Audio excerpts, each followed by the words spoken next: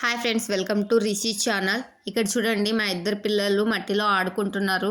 మా పెద్దోడైతే ఇంకా ఇల్లు కట్టేస్తా అని ఇల్లు కడతా అన్నాడు. రాళ్ళ మీద రాళ్ళు పెడతా అన్నాడు. మేము ఉండేది బెంగళూరులో కదా, ఫ్లాట్స్లో ఉండేది. అక్కడ మట్టి ఎక్కడ ఉండదు, అంతా రోడ్డే ఉంటుంది. కాబట్టి ఇక్కడ వాళ్ళకి మట్టి దొరికింది.